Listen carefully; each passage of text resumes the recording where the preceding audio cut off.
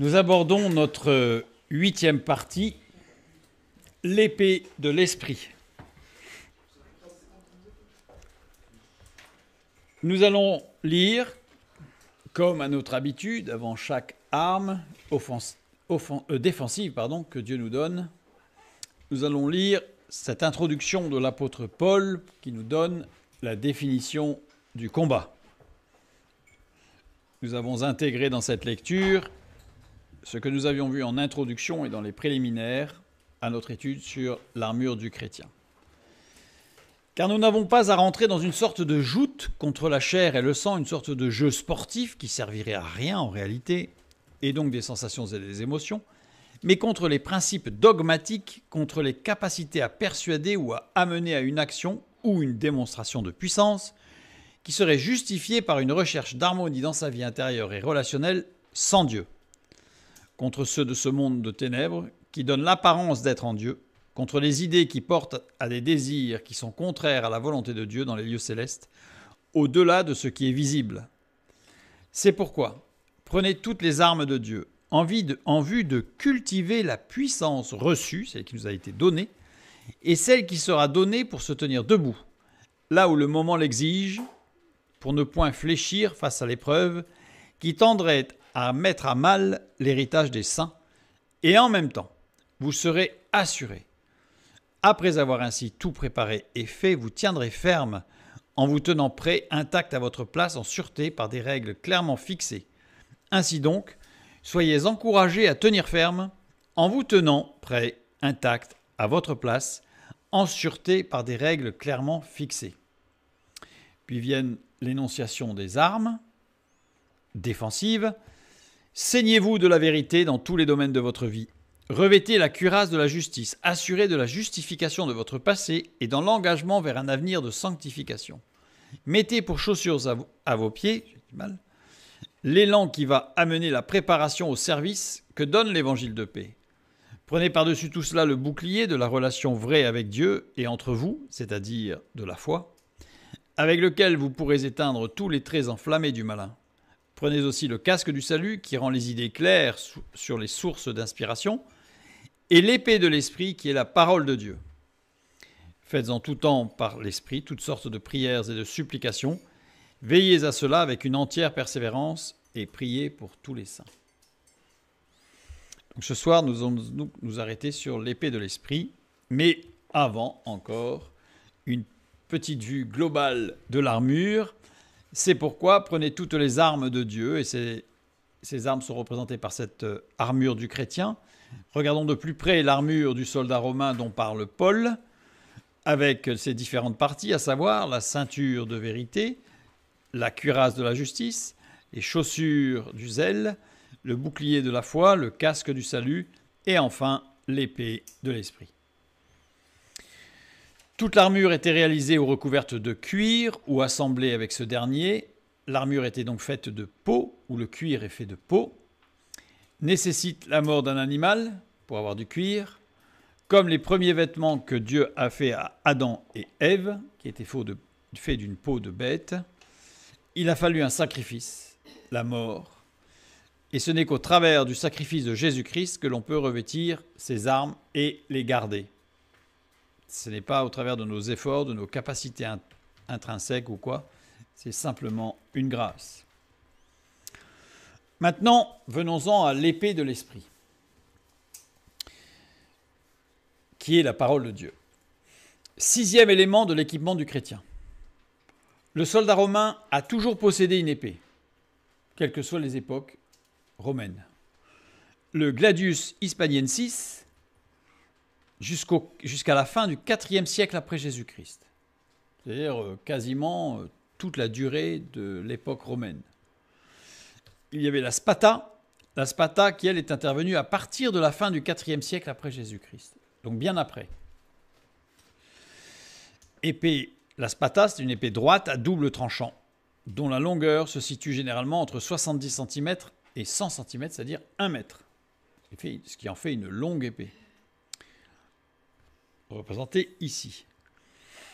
Arme initialement barbare adoptée par l'armée romaine.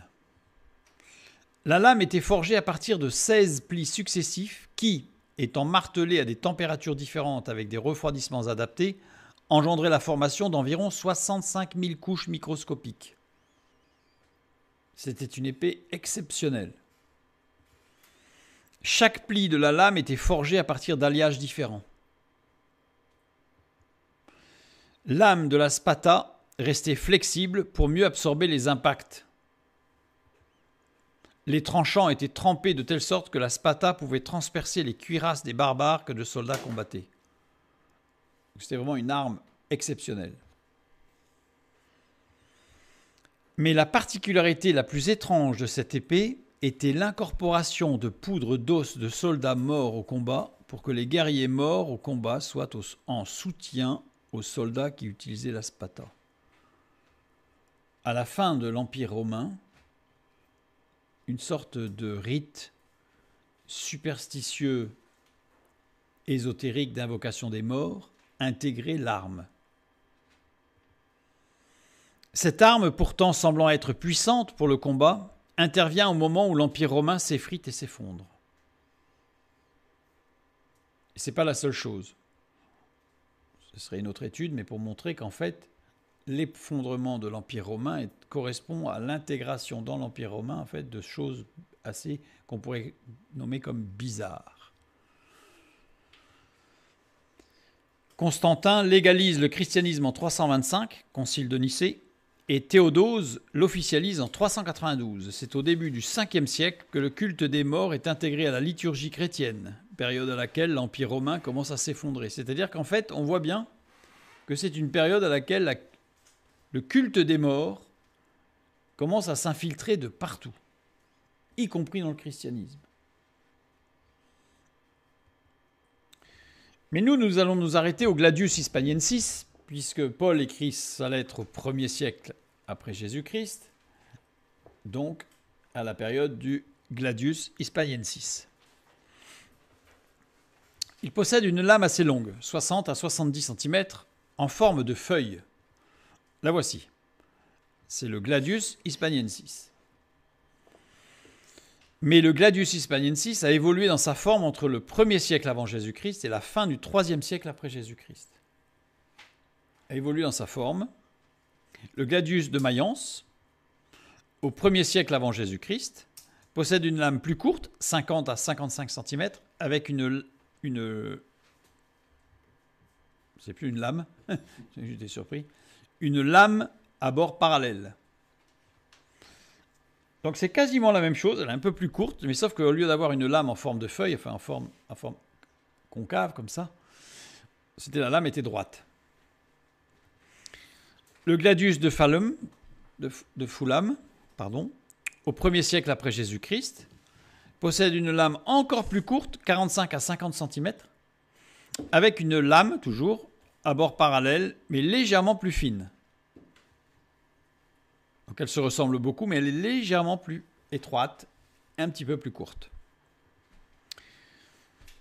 Le Gladius de Pompéi, au 2e siècle après Jésus-Christ, possède une lame encore plus courte, 42 à 50 cm, donc les lames sont de plus en plus courtes, avec une lame à bord parallèle, mais légèrement plus fine encore. C'est-à-dire qu'à chaque fois, ça se rétrécit. Elles sont de plus en plus petites, en fait. Les pointes de plus en plus effilées orientaient l'épée vers une fonction d'estoc. Estoc, coup porté par la pointe de l'arme afin de faire reculer l'ennemi.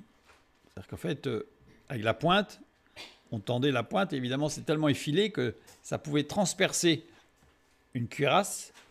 Résultat, il valait mieux reculer. Donc c'est l'estoc.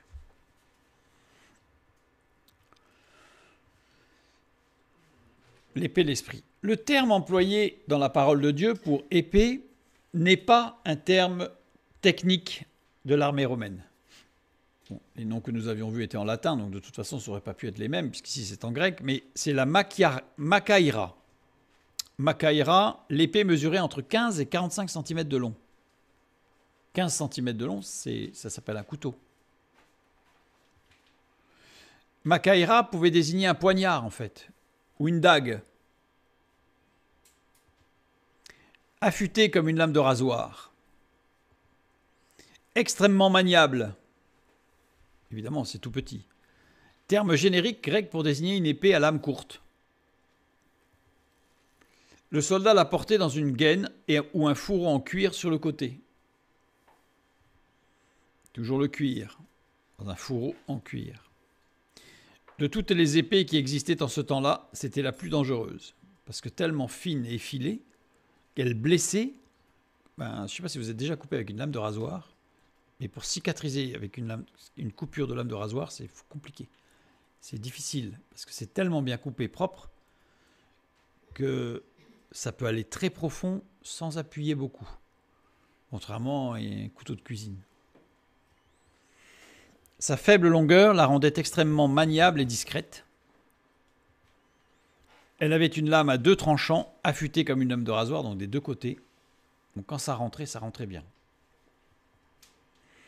La Septante utilise ce terme pour décrire le couteau que prit Abraham pour sacrifier son fils Isaac. En Genèse 22,6, Abraham prit le bois pour l'Holocauste, le chargea sur son fils Isaac et porta dans sa main le feu et le couteau. Makaïra, dans les Septante, traduction grecque de l'Ancien Testament. Et ils marchèrent tous deux ensemble. Nous allons regarder un petit peu ce texte. Le couteau Amar et Kelet, en hébreu, qui a été traduit donc par Makaïra. La première lettre, le E, qui le A veut dire le. Donc c'est le couteau. C'est pas un couteau parmi d'autres, c'est mais le couteau. C'est-à-dire c'était le couteau qui servait au sacrifice. Il y a 3 occurrences de ce mot. Le Lévite dont la concubine a été violentée, une occurrence. Abraham qui obéit à Dieu et va sur la montagne avec Isaac pour l'offrir à Dieu. Deuxième, avec 2 occurrences pour Abraham et Isaac. Il y a 3 occurrences. C'est assez particulier. La première lettre, un Meim Dagesh, donc pointé, qui veut être livide ou qui rend livide. C'est sûr qu'une lame comme ça rend livide. Action de restreindre et d'accepter symbolise un mouvement concentrique tendant à rapprocher. Et les 2 dernières lettres, moyen par lequel on se réunit. Donc c'est un lien avec le sacrifice qui réunit avec Dieu, bien sûr. Le Lévite n'a pas découpé sa compagne, malgré le texte, pour ceux qui le connaissent, où le texte nous laisse à penser que le Lévite, qui a retrouvé sa compagne morte, puisque violentée, il l'aurait découpée. Or, une étude du texte montre que les Benjamites ont découpé cette femme, mais pas lui. Ça reste atroce, mais c'est quand même pas lui qui découpe sa femme alors qu'il vient de la découvrir morte. Le Lévite a essayé de la sauver. Ce fut l'occasion d'être saisi par l'Esprit. Il entra en lui-même et comprit les causes de tous ces maux, l'individualité et l'égoïsme. Alors il entreprit une action remarquable pour amener le peuple d'Israël à se ressaisir et retrouver une unité du peuple de Dieu. Et ce qu'il a fait, c'est sa femme qui a été coupée, il a mis un morceau dans chaque tribu pour montrer que le peuple d'Israël était coupable. Et même pas que les Benjamites. Toujours tout ça pour dire que ce couteau était particulier, puisque c'est un couteau qui n'est utilisé que dans des circonstances très très spéciales. Abraham avait compris qu'il devait se ressaisir. Abraham avait compris qu'il devait retrouver une unité et une unicité avec Dieu dans sa foi. Parce que quand il interprète, parce que Dieu dit à Abraham, il ne lui dit pas « tu me l'offres en sacrifice ». Dieu dit à Abraham dans le texte, tu me donnes ton fils. Pourquoi ? Parce qu'Abraham ne voyait plus Dieu, il ne voyait que le fils qui avait la promesse, donc il ne voyait plus Dieu. C'était plus Dieu son Dieu, c'était son fils. Donc Dieu lui dit, tu me donnes ton fils. C'est moi qui dois gérer ton fils. Et Abraham, à défaut d'écouter, s'est empressé d'aller plus loin. Fort heureusement, Dieu l'a arrêté dans sa folie. Donc la Makaïra est une arme qui peut être utilisée pour servir Dieu. Même si ce service pour Dieu n'est pas dans le plan ou la volonté de Dieu. C'est-à-dire qu'en fait, on fait quelque chose pour servir Dieu, sans se rendre compte qu'en fait, ça ne le sert pas vraiment. Il faut faire attention. On va le voir ça tout à la fin de notre méditation. La macaïra est une arme qui peut aussi être utilisée pour détruire. Même si derrière, on pense qu'il y a une bonne cause. Et Dieu est un Dieu d'ordre et de construction, d'édification, pas de destruction. Actes 12, 1 et 2. Vers le même temps, le roi Hérode se mit à maltraiter quelques membres de l'Église et il fit mourir par l'épée la macaïra, Jacques, frère de Jean. Raison pour laquelle Paul mentionne explicitement Makairan, Tou, Pneumatos, c'est-à-dire l'épée de l'esprit. Parce que cette épée-là, elle est dangereuse. Au service de Dieu, elle est extraordinaire, mais on peut faire des choses terribles. L'épée de l'esprit. Continuons. Ici, il n'y a pas besoin de questions à se poser. L'épée de l'esprit, qui est la parole de Dieu. Alors, il n'y a pas besoin d'aller faire de l'exégèse très poussée pour savoir ce qu'est cette parole, cette épée de l'esprit. Cette épée de l'esprit, c'est la parole de Dieu. Il y a un autre texte dans Hébreux, chapitre 4, verset 12, où on nous parle d'une épée à deux tranchants, la parole de Dieu. Car la parole de Dieu est vivante et efficace, plus tranchante qu'une épée quelconque, à deux tranchants, pénétrante jusqu'à partager âme et esprit, jointures et moelles, elle juge les sentiments et les pensées du cœur. C'est le deuxième texte, il n'y en a que deux, où on va juxtaposer parole de Dieu, épée, à deux tranchants. L'épée, c'est le mot makaïra,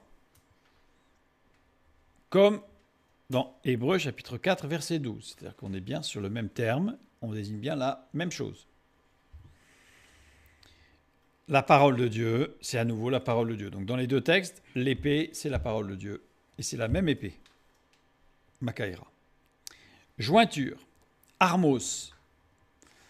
C'est un apax, utilisé une seule fois.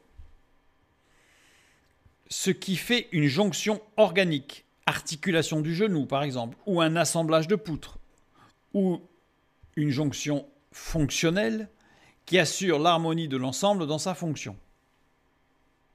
Au même titre que l'articulation du genou, qui est une articulation, mais qui quand même relie deux parties qui doivent former une unité, la jambe. Et moelle c'est moellos, aussi un apax. C'est très particulier, puisque dans la définition, il n'y a que des apax. La moelle d'un être vivant, moelle osseuse, ou la sève xylème. La sève xylème, nous l'avons déjà vu, c'est cette sève qui nourrit des racines vers les feuilles, donc une sève qui monte vers les feuilles et qui circule au cœur ou à proximité du centre de la tige ou du tronc. C'est vraiment ce qui est vital pour la plante et qui va de la terre vers le ciel. En philosophie grecque, moelos est le principe vital et unificateur. Unificateur parce qu'en fait, il irrigue l'ensemble du corps. Chez Platon, moelos est le lien de la vie, une substance pour unir l'esprit au corps. Chez les néoplatoniciens, comme Porphyre, ils reprennent l'idée d'une substance médiatrice entre le spirituel et la matière. Donc on voit que c'est la définition de ce que nous avons déjà vu, l'âme. La parole de Dieu est le seul moyen qui permette de déceler, percevoir ce qui est de la chair, des sens, de ce qui est de l'âme, les émotions, et ce qui est de l'esprit, les éléments spirituels de notre vie. C'est-à-dire que dans cette définition, on voit que cette épée, dès le départ, et on va aller un peu plus précisément tout à l'heure, est capable de différencier ce qui est du corps, ce qui est de l'âme et ce qui est de l'esprit. Et c'est le seul élément qui existe qui permette de faire cette différenciation. Nous, ça n'est impossible, totalement impossible. Mais il y a quelque chose de surprenant entre ces deux textes, entre Éphésiens 6 et Hébreux 4. C'est que dans Hébreux 4, c'est une épée quelconque, alors que dans Éphésiens 6, c'est l'épée de l'esprit. C'est curieux. Pourtant, c'est la même chose. Donc je me suis posé la question, je me suis dit mais pourquoi? Donc nous allons rechercher ensemble. Donc j'ai rajouté ce que nous avions vu tout à l'heure, c'est à savoir que la parole de Dieu est vivante et efficace, plus tranchante qu'une épée quelconque à deux tranchants, pénétrante jusqu'à partager âme et esprit, jointure, élément constituant le corps, et moelle, élément faisant la transmission entre le corps et l'esprit, donc l'âme. Elle juge les sentiments et les pensées du cœur. Quelconque. Le terme c'est passe. Passe, toute prise distinctement individuellement. C'est-à-dire que plus tranchante que chaque épée que vous puissiez trouver, mais aussi tous les types conjointement, collectivement. Donc c'est-à-dire qu'en fait, il faudrait lire plus tranchante que toutes les épées que vous pouvez trouver, ou plus tranchante que toutes les épées même réunies. La parole de Dieu est plus tranchante encore que ça. Individuellement dans le contexte de l'ensemble. C'est-à-dire, on ne dissocie pas, et nous sommes dans l'épître aux Éphésiens, qui a une vocation communautaire. Et si je prends Éphésiens 6, la fin du verset 17, et l'épée de l'esprit, qui est la parole de Dieu. L'épée de l'esprit, makairan tou pneumatos. Avec, en français, un E majuscule. Si je prends le texte, j'ai un pi majuscule qui se traduirait par un P majuscule dans la translittération. Ce qu'il faut savoir, c'est que les manuscrits du Nouveau Testament les plus anciens et les plus fiables, datant du IVe siècle, sont écrits en oncial. Ah, qu'est-ce que l'oncial? L'oncial, c'est une version calligraphique de l'écriture commune romaine. C'est une écriture majuscule caractérisée par ses M, ses D et E arrondis. Ici, nous sommes sur un P. Pi. Une caractéristique fondamentale de ces manuscrits est qu'ils sont écrits entièrement en majuscules, sans espace entre les mots et sans ponctuation ni distinction entre majuscules et minuscules. Ça veut dire que si je reprends le texte original d'Éphésiens 6, verset 17, dans un manuscrit ancien ressemblerait à ceci.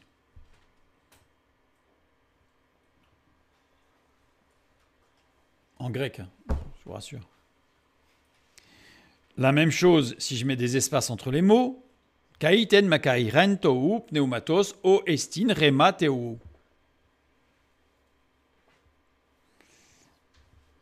Ça veut dire quoi?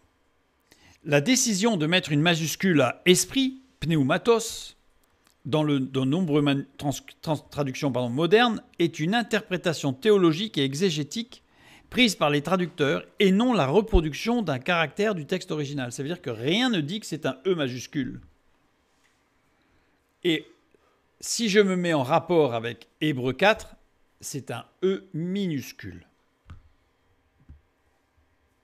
Ce n'est pas un E majuscule. Pour désigner l'épée de l'esprit avec un petit E du chrétien, qui doit être la parole de Dieu. C'est-à-dire que son épée de l'esprit à lui, ce doit être la parole de Dieu. Et là, on ouvre une piste de réflexion. Et l'épée de l'esprit, du coup, avec un petit E, j'ai mis un petit E parce qu'il y a, je dirais non seulement qu'il n'y a rien qui dit que c'est un grand E, mais en plus, si je corrèle avec Hébreux 4, ce ne peut être qu'un petit E. Hébreux 4, 12.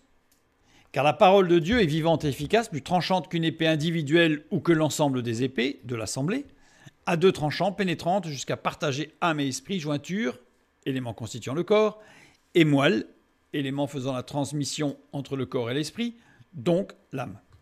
Elle juge les sentiments et les pensées du cœur. Elle juge les sentiments.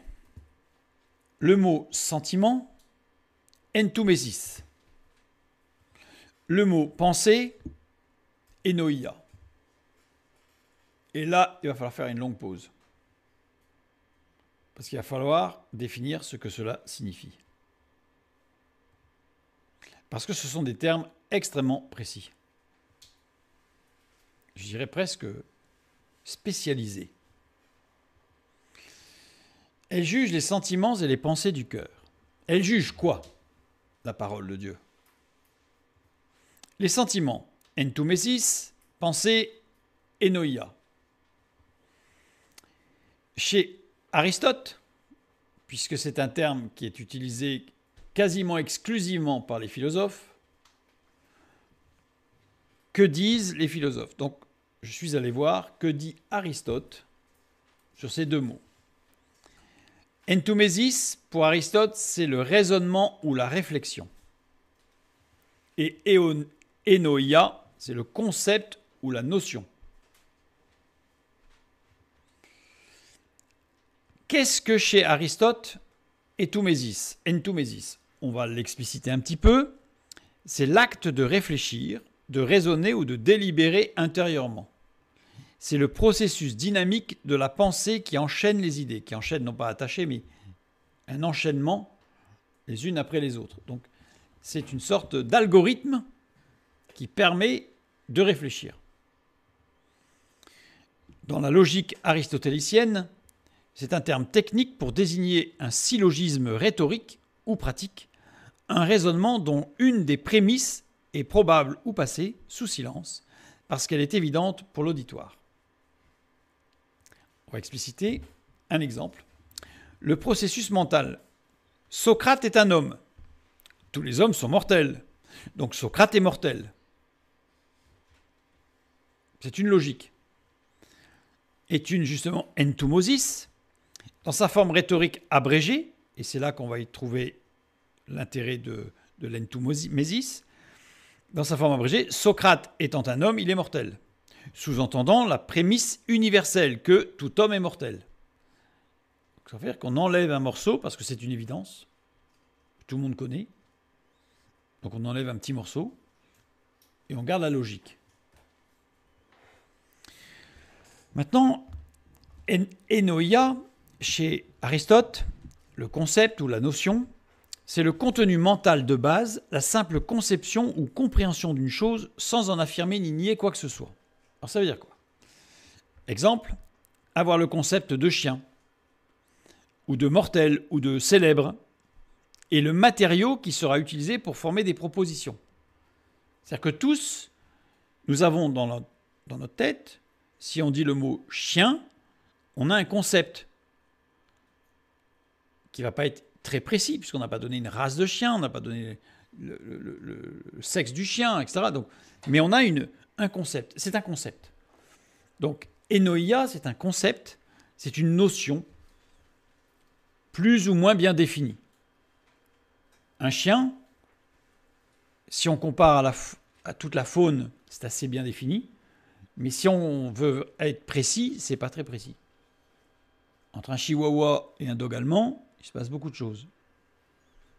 Mais ça reste un chien.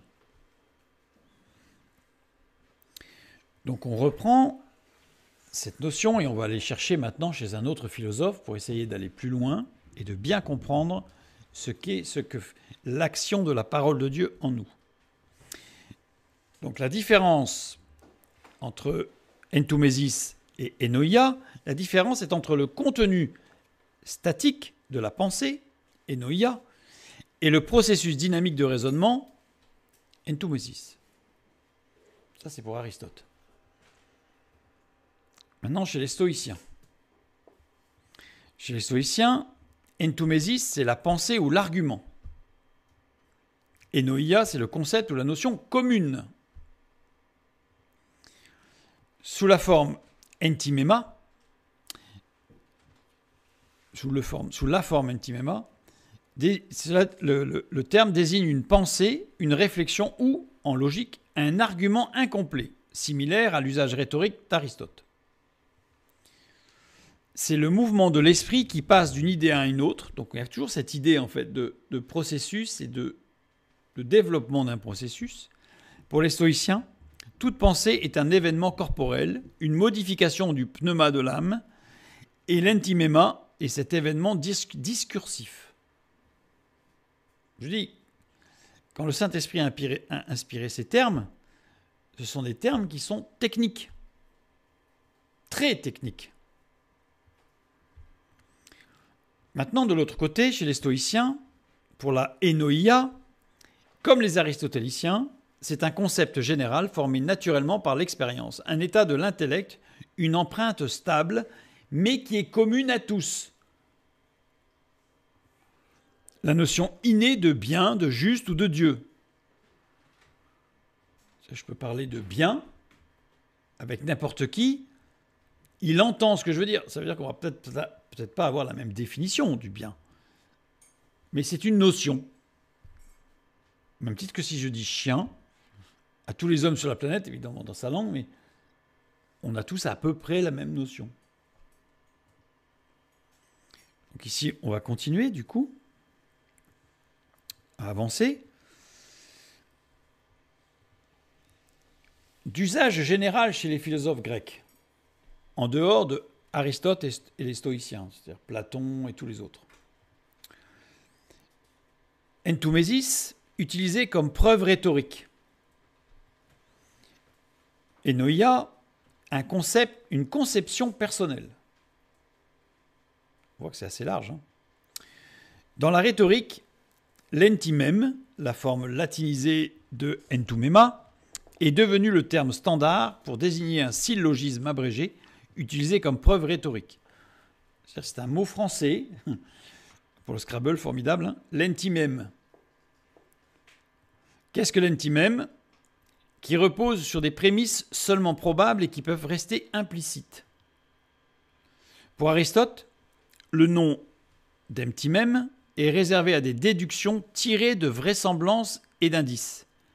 Si elles sont connues, l'auditeur les supplée, c'est-à-dire les enlève.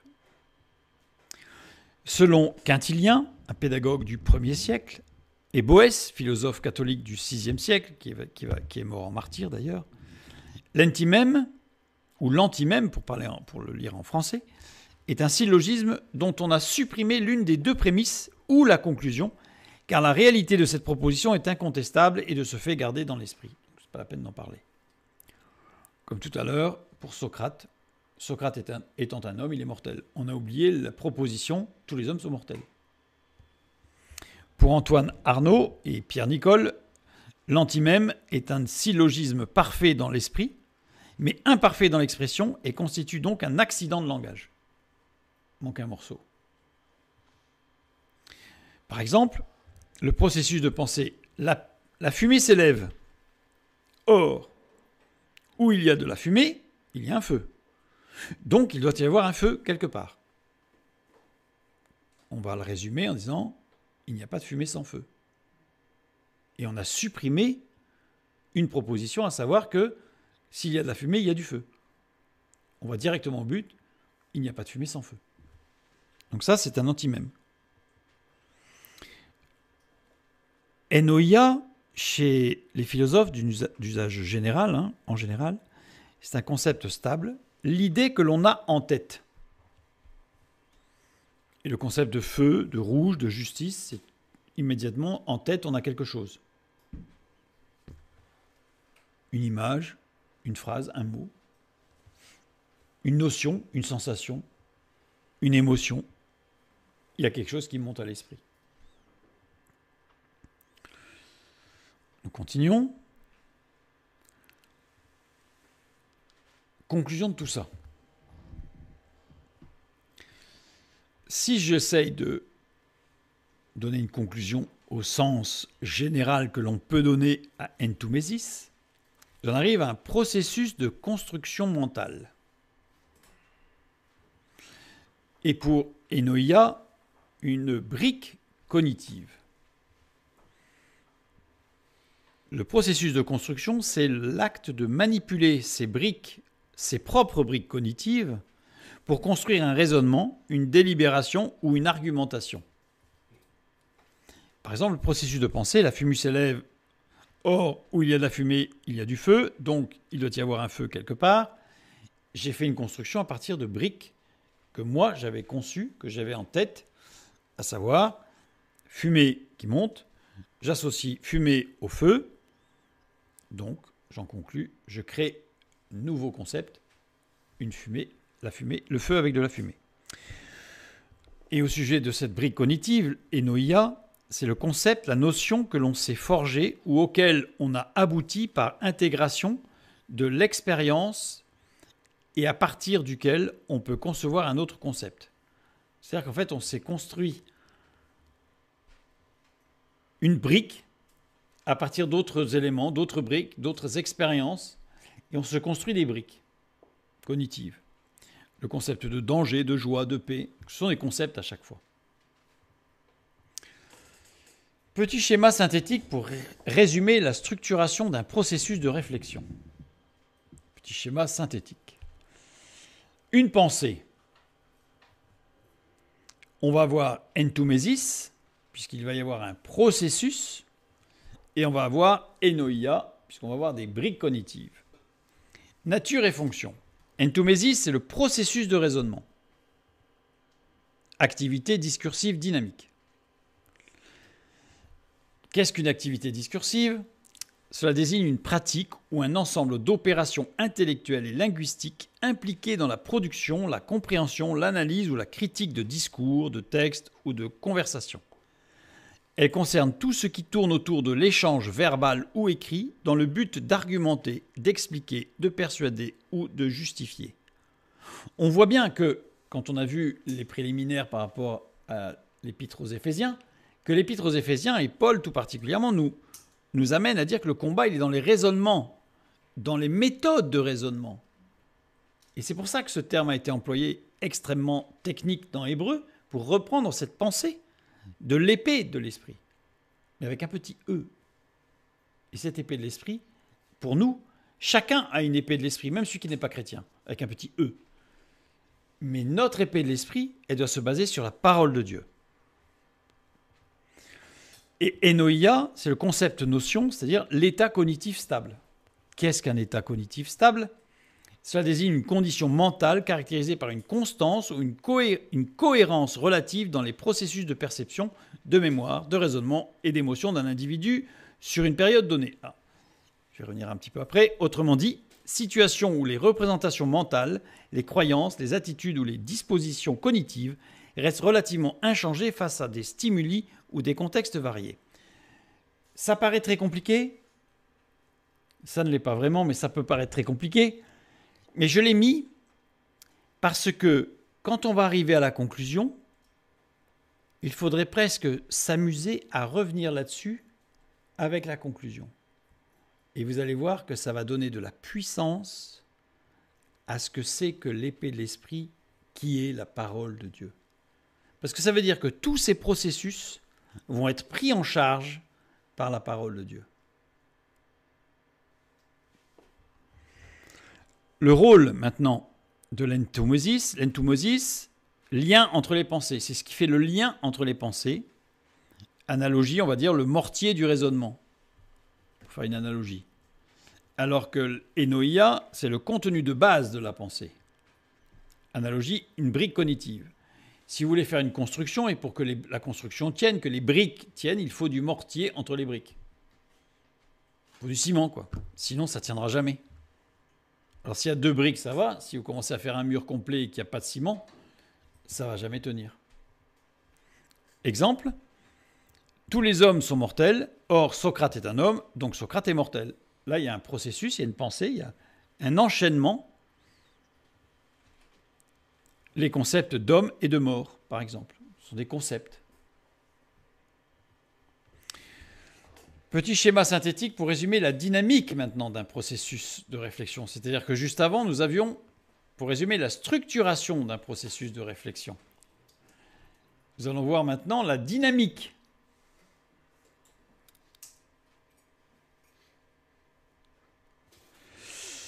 Donc, la dynamique du processus de réflexion. Dans un fonctionnement corps, âme, esprit. Déjà là, ça montre qu'à un moment donné, il va falloir peut-être ce schéma le voir dans un autre sens. Expérience et sensations qui vont générer en fait la formation des enoia, des concepts et notions. Je me brûle, je vais automatiquement avoir une notion de trop chaud brûlure, par exemple. Et ça, cette nouvelle notion que j'ai apprise, je vais la stocker en mémoire. Et donc, je vais créer un répertoire de concepts. Une sorte de bibliothèque de tous les concepts que j'ai expérimentés. Donc, il y a tout, du positif, du négatif, mais c'est stocké, c'est rangé, c'est classé. Tout à coup, une nouvelle situation ou une nouvelle question qui se présente à moi. Qu'est-ce qui se passe? Je vais activer un processus dynamique, donc l'entumesis. Et je vais sélectionner des ENOIA pertinents. C'est-à-dire que j'ai quelque chose de nouveau qui arrive. Je me dis, tiens, je vais aller chercher dans ma bibliothèque toutes les briques cognitives que j'ai déjà reçues, que j'ai déjà construites, qui s'associent à ce que je viens de découvrir ou à la nouvelle question, pour essayer de construire un raisonnement. À partir de là, je vais combiner et trouver un enchaînement logique des briques que j'ai déjà. Et à ce moment-là, je vais produire une conclusion, une nouvelle ENOIA ou une nouvelle action. Et si j'ai une nouvelle ENOIA, qu'est-ce que je fais? Une nouvelle ENOIA avec une conclusion stabilisée, c'est-à-dire que je vais le valider avec peut-être d'autres briques que je suis allé chercher pour confronter et valider cette conclusion qui donc va devenir une vérité en fait dans ma vie. Et ça, je vais le stocker en mémoire. Et là, ça boucle. Toutes mes expériences m'amènent à construire, à partir de mes propres expériences passées, je construis de nouvelles expériences, de nouveaux concepts, et je viens enrichir ma base de données. Prenons un exemple simple. Un médecin devant un malade. Prenons un exemple simple. Un peu simplifié à outrance peut-être, mais au moins on va bien comprendre ce qui se passe. Un médecin, qu'est-ce qui se passe pour le médecin? On aurait pu prendre un ingénieur en mécanique ou n'importe quoi, c'est le même principe. Le médecin a accumulé par l'étude, d'abord ses études, et par l'expérience, une vaste bibliothèque de concepts, ENOIA. Donc là, il voit le malade qui rentre. Ah oui, alors par exemple, les symptômes, fièvre, toux, les maladies, grippe, rhume, les règles de diagnostic, la fièvre plus des courbatures suggère une infection virale. Enfin, il y a des... Ce sont plein de briques, en fait, qui sont d'abord isolées, et puis ensuite regroupées. Comme par exemple, fièvre, courbature, suggère que potentiellement, il y a une infection virale. Alors, une fois que je suis arrivé à cette conclusion, qui ne va pas être une conclusion stable, puisque c'est une conclusion qui va nécessiter de « Ok, je vais chercher une autre brique pour voir si ça corrobore et ça confirme ma conclusion. » Et j'avance dans mon raisonnement. C'est l'entumesis. Sans ce stock d'ENOIA, l'entumesis est impossible. C'est-à-dire que si je n'ai pas un minimum de briques, je dirais, primordiales, je ne peux rien faire. C'est une évidence. Le patient entre dans le cabinet. Voilà. Donc le médecin, il a déjà ce background, il a cette bibliothèque d'ENOIA. Le patient entre dans le cabinet. Le médecin perçoit des symptômes. Il reconnaît immédiatement les ENOIA, de pâleur, de toux, de respiration sifflante, par exemple. Du coup, là, ce sont des briques qu'il a déjà quelque part, qu'il a déjà rencontrées, soit dans une connaissance que je vais appeler livresque, soit qu'il l'a expérimenté lui-même, soit dans sa vie, soit avec un autre patient. Donc dans tous les cas, il va déclencher l'entumesis, c'est-à-dire qu'il va déclencher un processus. Il a des briques, il enclenche un processus. Mobilisation des prémices, les ENOIA universels, c'est-à-dire les choses les plus communes, générales, que tout médecin ou même que plein de gens sans être médecin connaissent. Donc c'est ce qu'on appelle les ENOIA universels. ENOIA numéro 1, qui va être une ENOIA majeure, donc qui va avoir du poids dans le diagnostic. Toute inflammation aiguë des bronches, bronchite, provoque une toux et une respiration sifflante. ENOIA numéro 2, qui est mineur. Or, ce patient présente une toux et une respiration sifflante. À partir de là, acte de l'entumesis, qui va créer des liens logiques. C'est l'opération intellectuelle active qui consiste à mettre en relation ces deux ENOIA et à appliquer la règle logique de l'induction et de la déduction. Production d'une conclusion, donc une nouvelle Enoïa. Et donc on est en train un processus qu'en fait nous faisons tous dans tous les domaines et en permanence.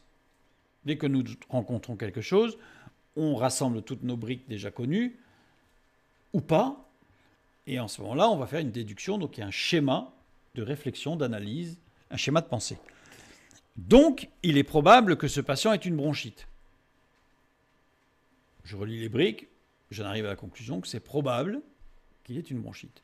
Le donc ici, c'est la déduction, c'est le donc qui est l'étumosis pure, c'est-à-dire que c'est vraiment donc ça plus ça, il n'y a pas vraiment de réflexion, mais par contre, là, de dire donc j'arrive à ça, là, on est dans un raisonnement. Nouvelle Enoïa, le raisonnement produit une nouvelle conception, Enoïa, qui était implicite dans les prémices, mais qui n'était pas encore formulée pour ce cas particulier. C'est-à-dire qu'en fait, elle était implicite puisque les symptômes étaient là.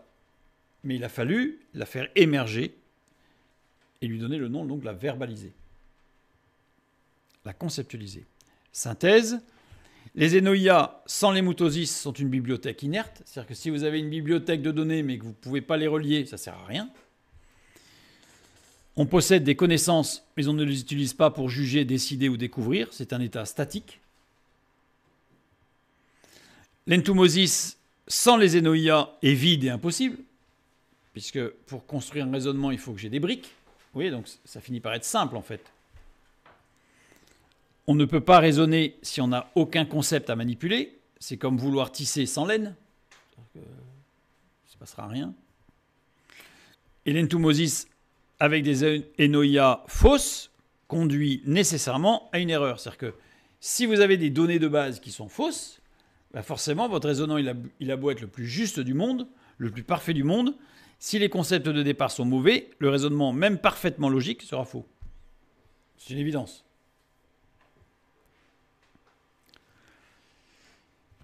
Enoïa, 2 occurrences. Il est employé que 2 fois dans la parole de Dieu, Enoïa. Maintenant qu'on a bien conceptualisé un petit peu ces 2 mots, on va aller voir un petit peu dans la parole de Dieu ce qui se passe. Et là, vous allez voir que c'est extraordinaire. 2 occurrences. Nous allons aller voir la deuxième occurrence qui est dans 1 Pierre, chapitre 4, le verset 1. Nous lisons. « Ainsi donc, Christ ayant souffert dans la chair, vous aussi, armez-vous de la même pensée, Enoïa. Car celui qui a souffert dans la chair en a fini avec le péché. » Ça veut dire que littéralement, il faudrait plutôt dire... Oups, pardon. Ah, c'est dommage que ça n'a pas... Bon. Il faudrait dire, ainsi donc, Christ ayant souffert dans la chair, vous aussi armez-vous de la même base de données. Parce que les Enoïas, ce sont des briques cognitives, c'est une base de données. Ça veut dire que Christ nous offre la possibilité d'intégrer dans notre bibliothèque des briques vraies. C'est extraordinaire en fait. Ça veut dire que peut-être que nous sommes les plus logiques du monde, mais si nos briques sont fausses, parce que nous avons été trompés par nos sens, par exemple, nos raisonnements seront toujours faussés. Par contre, là, dans 1 Pierre 4, 1, nous voyons que nous avons la possibilité de nous armer et de mettre dans notre rayonnage de concepts les rayonnages de Christ, du Fils de Dieu. C'est bouleversant. Ça veut dire qu'on peut avoir tous les éléments de base absolument vrais. C'est incroyable. Je reprends ce que nous avions vu. Ici, nous avons vu le stockage en mémoire, répertoire de concepts, avec toutes les Enoïas.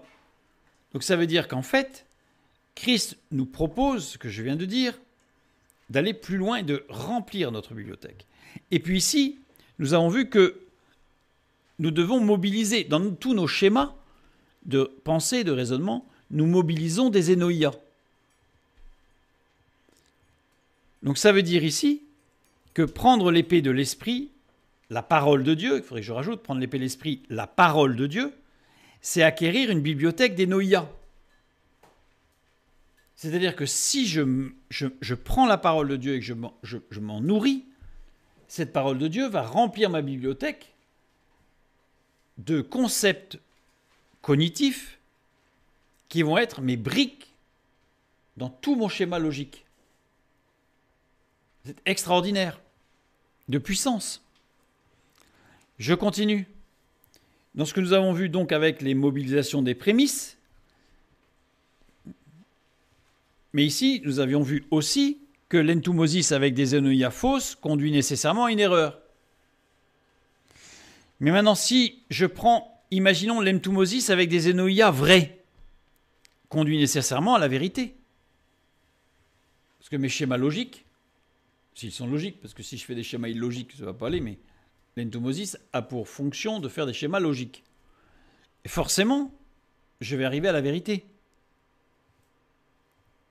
Donc ça veut dire qu'ici, prendre l'épée de l'esprit qui est la parole de Dieu, si je prends la parole de Dieu comme épée de l'esprit, pour moi, c'est acquérir une bibliothèque de Enoïa qui sont absolument vraies et fiables. C'est, comme dirait en mathématiques, axiométrique, c'est-à-dire que je n'ai pas besoin de les démontrer. C'est la parole de Dieu. Cela vient de Dieu. Maintenant, entumesis. Donc déjà, on voit que c'est colossal en fait. Et c'est rassurant. Entumesis, nous avons vu que c'était un mode de réflexion. C'était un schéma de réflexion. C'est une dynamique d'assemblage des briques cognitives. Elle juge la réflexion et l'assemblage et les briques. Elle juge la manière dont sont assemblées les briques et elle juge les briques. Le verbe juger ici, c'est kritikos. On retrouve la racine de critique, mais dans le bon sens du terme, évidemment. C'est un apax ici, encore une fois, c'est-à-dire qu'il est utilisé qu'ici dans la parole de Dieu. Il va falloir se poser la question, qu'est-ce que veut dire ce mot ? Littéralement, si je prends le dictionnaire, c'est être capable de juger et de décider. Donc elle est capable de juger et de décider. La parole de Dieu, donc, est seule capable de juger les modes de pensée, de réflexion, d'analyse, les entumosis, ainsi que de juger les référentiels conceptuels communs à notre culture, issus de notre propre histoire personnelle, les briques cognitives que nous nous sommes construites. C'est-à-dire qu'en fait, elle va juger de tout. Non seulement nos concepts que nous nous sommes fabriqués depuis que nous sommes tout petits, et elle va rétablir les choses parce que nous allons pouvoir prendre les concepts purs, parfaits que Christ va nous donner. Et elle juge, elle va critiquer, mais dans le bon sens du terme, pour construire, peut-être déconstruire des choses et reconstruire d'autres, mais elle juge tous nos schémas d'assemblage de nos briques cognitives. Une remarque, je dirais, qui est importante.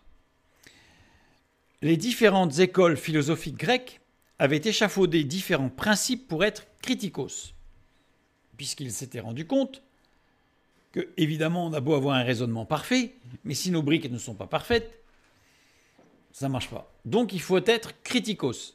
C'est le terme qu'ils vont employer aussi, les philosophes, en rapport à entumosis et noia.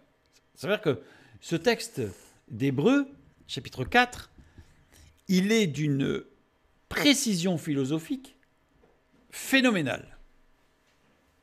La personne qui a écrit ce texte était quelqu'un qui était plongé et qui maîtrisait les concepts philosophiques grecs.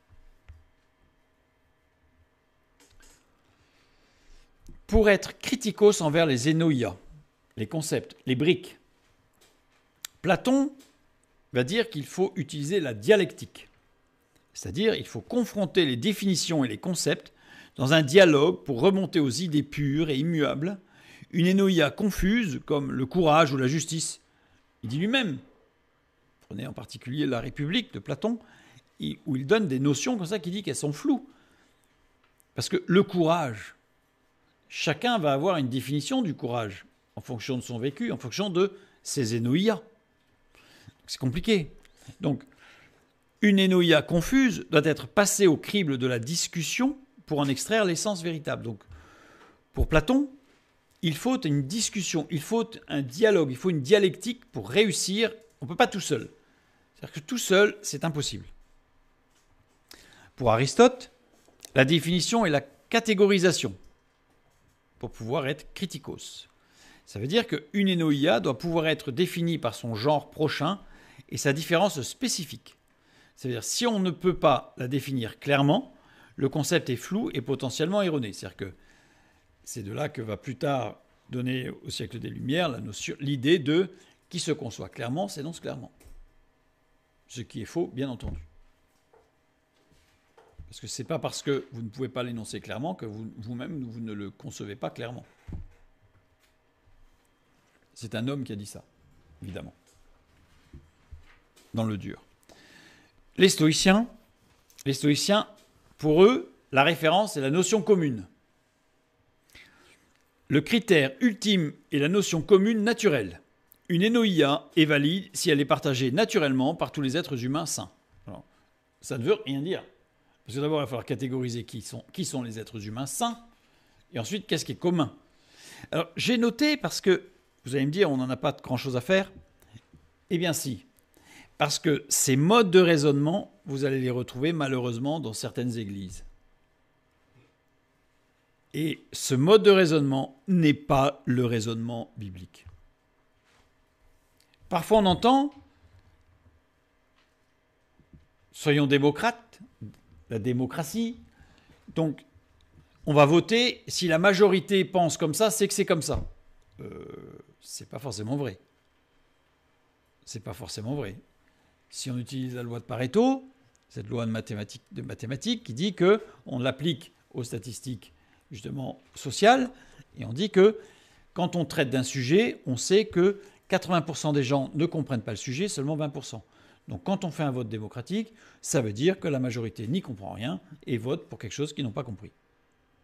Alors, je fais un résumé, une entomosis abrégée, peut-être où il y a certaines prémices, certaines énoïas, qui ne sont pas clairement énoncées dans les prémices. Vous voyez, tout ça, ça se schématise. Les sceptiques, c'était une philosophie. Le scepticisme antique grec est une école de pensée philosophique qui remet en question la possibilité de connaître la vérité certaine. Les sceptiques grecs pensent que, face aux limites de la raison humaine et à l'infinie diversité des opinions, il est difficile, voire impossible, d'atteindre une certitude absolue. Donc, c'est fortement probable, mais on n'arrivera jamais à la vérité. Vous avez des chrétiens qui pensent comme ça.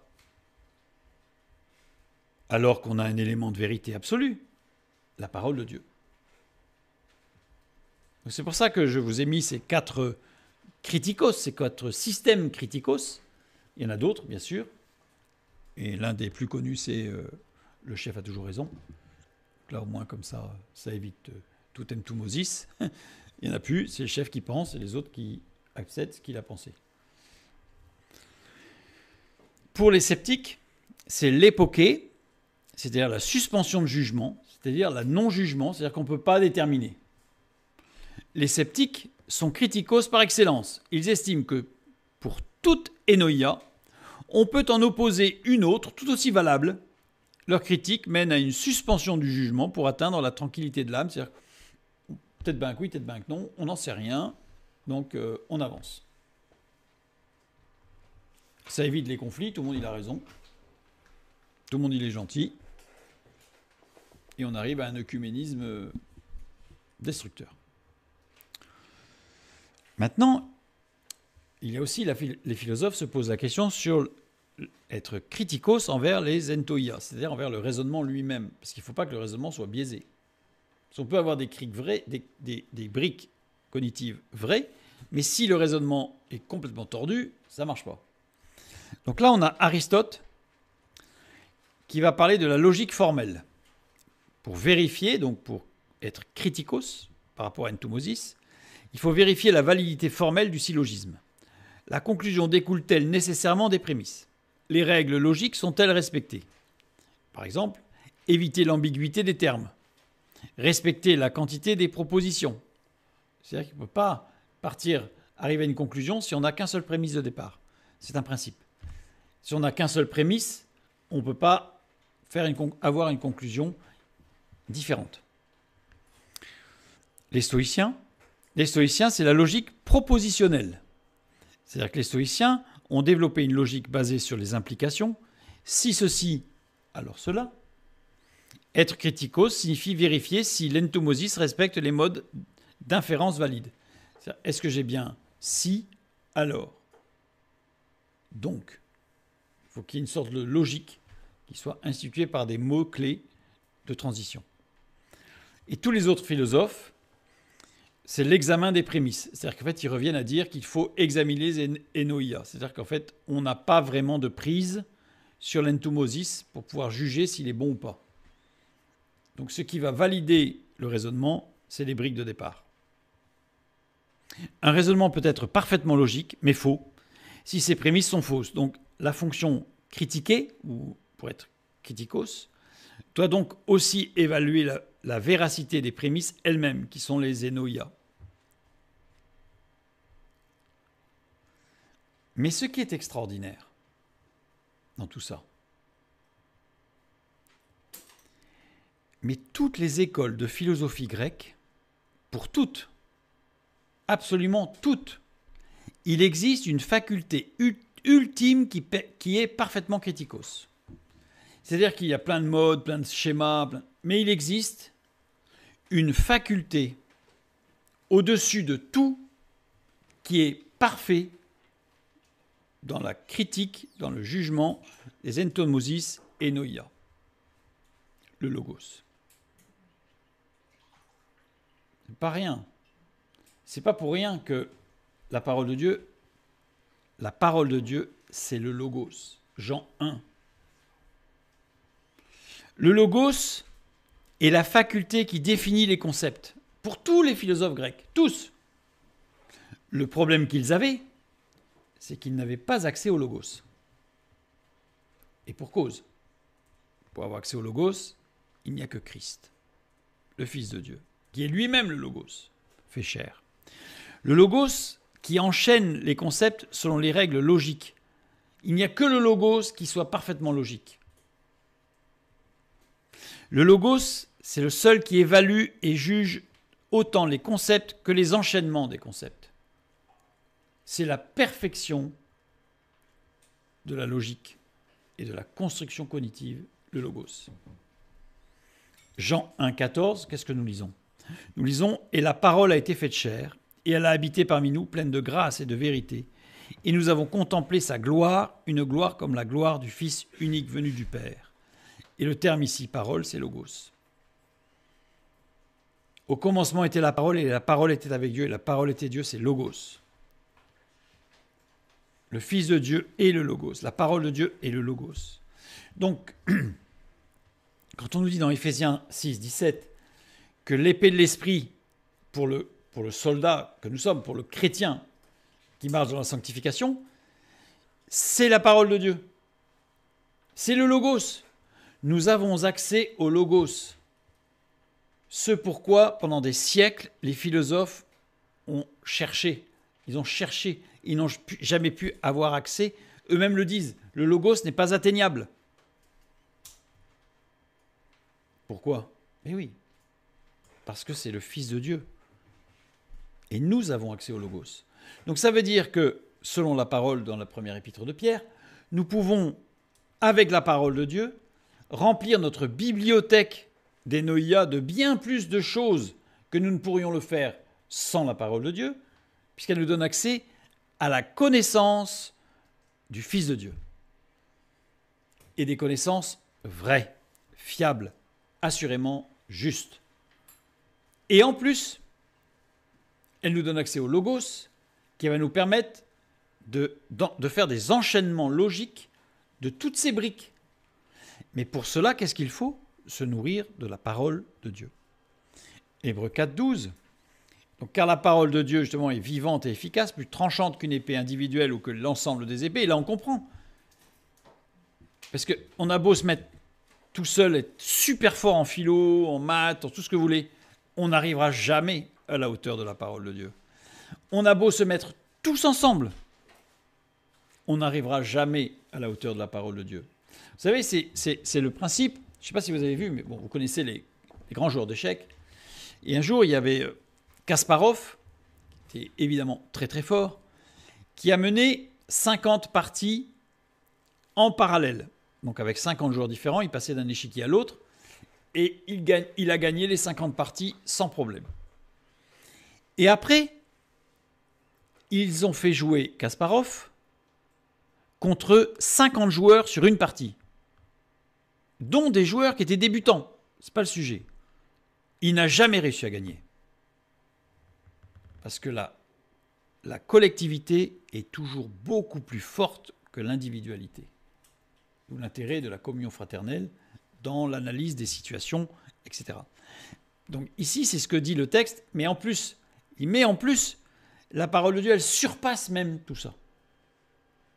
Alors imaginez une collectivité tous remplis de la parole de Dieu. Là, ça devient incroyable. Nous avions vu dans les préliminaires que l'âme et l'esprit, c'était le siège des pensées, des réflexions et des raisonnements. Ce n'est pas que l'âme, ce n'est pas que l'esprit, puisqu'il y a des échanges permanents entre l'âme et l'esprit, au même titre qu'il y en a entre le corps et l'âme.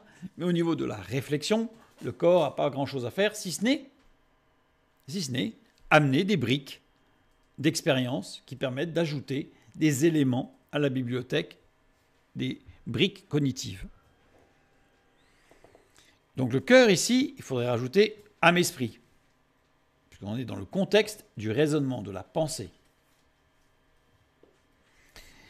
On nous parle d'une lame à deux tranchants. Et là, c'est intéressant. Le distomos. Le distomos qui vient de 10, deux fois ou à deux reprises, et stoma, bouche, déclaration, parole. Donc littéralement, c'est une épée qui répète deux fois. On peut le lire comme ça. C'est pour ça que distomos, dans le dictionnaire, vous allez voir, à deux bouches. Ça rappelle évidemment la traduction littérale de quand Moïse parlait avec Dieu face à face. Littéralement, dans l'hébreu, c'est de bouche à bouche, c'est-à-dire que de souffle à souffle, de parole à parole, c'est direct. Évidemment, expérience extraordinaire. Mais ça veut aussi dire à deux tranchants. Le sens de deux tranchants, pour distomos, n'est pas arbitraire. Pour les Grecs ont simplement étendu le concept de bouche, stoma, à toute ouverture ou bord capable d'une action double. C'est-à-dire que c'est un mot qui définit ce qui peut faire deux choses. Et la parole peut faire deux choses. Les mots peuvent réconforter, encourager, exhorter, mais aussi blesser et humilier. Donc la bouche, il y a deux possibilités. L'épée à deux tranchants peut donner deux réactions opposées. On le lit dans 2 Corinthiens, chapitre 2, versets 14 à 16. « Grâce soit rendue à Dieu, qui nous fait toujours triompher en Christ et qui répand pour nous en tout lieu l'odeur de sa connaissance. Nous sommes en effet pour Dieu la bonne odeur de Christ, parmi ceux qui sont sauvés et parmi ceux qui périssent. Aux uns, une odeur de mort, donnant la mort, aux autres, une odeur de vie, donnant la vie. » Donc on voit bien les deux actions possibles, en fait. Une même parole peut guérir ou blesser. Un même compliment peut encourager une personne ou rendre une autre personne jalouse, selon si on ne fait pas attention. Si on fait un compliment, je dirais, allez, poussons le bouchon. Si on n'arrête pas de faire des compliments à une personne du groupe et pas les autres, c'est sûr qu'il va y avoir un petit problème. Donc c'est la même parole pourtant. Une même vérité peut libérer celui qui est prêt à l'entendre ou mettre en colère celui qui la refuse. La Makaïra, cette arme qui est définie dans Éphésiens, était bien plus qu'une arme. Elle était un outil utilitaire polyvalent. Et dans le contexte médical, la Makaïra désignait un couteau chirurgical aux lames de formes variées, spécialisé pour des interventions précises. Le médecin grec Galène, 2e siècle après Jésus-Christ, en décrit plusieurs types dans ses traités, les saignées, les abcès ou la suppuration, qu'il faut aller chercher, la cautérisation en chauffant la lame, la trépanation, avec une Macaïra. La lithotomie, c'est-à-dire aller chercher dans la vessie des calculs, décrite en détail dans le traité d'Hippocrate sur la maladie des femmes, amputation, etc. Et là, on voit toute la richesse de ce terme Macaïra. L'épée de l'esprit, la parole de Dieu, c'est celle qui peut aussi soigner parfois. Pour soigner, il faut aller chercher, quoi. Et ça ne fait pas du bien. D'où les deux tranchants. Elle construit, elle édifie, elle solidifie, elle renforce nos raisonnements, notre base de données. Et parfois, elle va retirer quelques éléments corps étrangers, là où ça fait mal en profondeur. D'où cette épée à deux tranchants qui est la parole de Dieu. Matthieu chapitre 10, verset 34, pour conclure. « Ne croyez pas que je sois venu apporter la paix sur la terre. Je ne suis pas venu apporter la paix, mais l'épée. » Macaïra. Et là, tout prend du sens. Tout prend du sens. La paix ici, c'est eiréné, exemption de la rage ou du ravage de la guerre. Paix entre les individus, sûreté, sécurité, prospérité, félicité. Jésus n'est jamais venu amener la paix, la sécurité, la félicité. Il est venu amener l'épée Macaïra, celle qui sert en chirurgie et celle qui va nous construire. Celle qui peut rétablir des schémas de raisonnement vrais, stables, logiques et justes.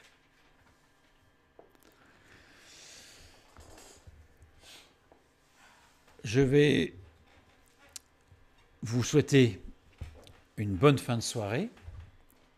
Il ne restera plus qu'un point à voir un petit peu plus tard, à savoir la prière qui termine Éphésiens chapitre 6 et qui vient chapeauter l'armure du chrétien. Que Dieu vous bénisse.